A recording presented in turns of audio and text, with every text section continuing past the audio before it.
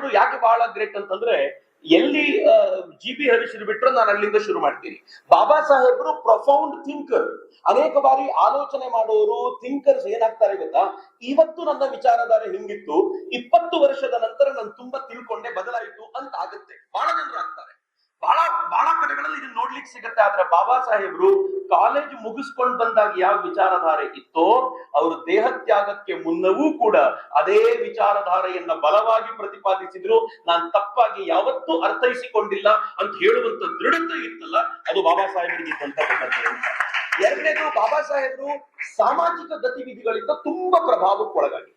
ಹೀಗಾಗಿ ಹೇಗೆ ನೀವು ಮಹೇಶ್ ಅವರು ಮಾತನಾಡ್ತಿರುವ ಕೇಳಿದ್ರಲ್ಲ, ಬಹಳ ಜನರಿಗೆ ರೋಮಾಂಚನ ಅನ್ಸಿರ್ಬಹುದು. ಮೂಕನಾಯಕದಿಂದ ಶುರು ಮಾಡಿ ಪ್ರಬುದ್ಧ ಭಾರತದವರೆಗೂ ಸ್ಟೆಪ್ ಬೈ ಸ್ಟೆಪ್ ಬಾಬಾ ಸಾಹೇಬರು ಆ ಬದಲಾವಣೆಗಳನ್ನು ಗುರುತಿಸ್ತಾ ಹೋದ್ರು.